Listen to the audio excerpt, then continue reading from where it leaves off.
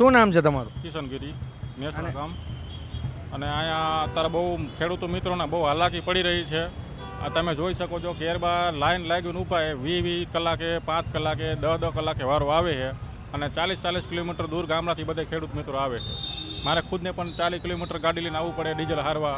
હું ખુદ નોકરી કરું, નોકરી નતા રજા મૂકી અને ડીઝલ હારવા હાટું આ બધી હાલાકી કરવી પડે છે. તો સરકારને એવી વિનંતી છે કે આછે દિનનું ભાઈ કીધું હતું મોદી સાહેબે, તો હવે આવા આછા દિન જોવાના છે કે હવે કાંઈ પણ બળદિયા ગાડા લઈને જવાનું હોય કે હાલશે આમાં એમને અને કઈ રીતે પેટ્રોલ આપે છે ડીઝલ? 7-8 ઉપર આપે છે અને 20 લીટર જેવું આપે છે. તો 20 લીટરમાં ખેડૂતનો કાંઈ ન વરે. અત્યારે ઘણાને હવે 15 જૂનથી ચોમાસું ચાલુ થાય તો હવે ખેતી કરવાની હોય તો 20 લીટરમાંનું શું વરે? તો ધક્કા ખાવાના ડીઝલ ભરવા એક જણાને રહેવું કે ધંધો કરવો કે ખેતી કરવી કે શું કરવું?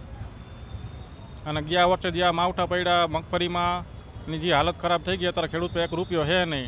અને હજી 2,000 રૂપિયાની ડીઝલ ભરવા હાટું થઈને 200-200ના પેટ્રોલ બારી અને 30-30 કિલોમીટરના ધક્કા ખાવા પડે. ગામડામાં મળતું નથી, કેરબામાં ભરી નથી દેતા, કોક પંપે ભરી દે છે. એટલે પંપ ગોતવાના સવાર ઉઠીને 1 કલાક અને આ બધું કરવાનું. તો માણસ ખેતી કાંઈ કરે, છોકરા કામ ધંધે કાંઈ જાય.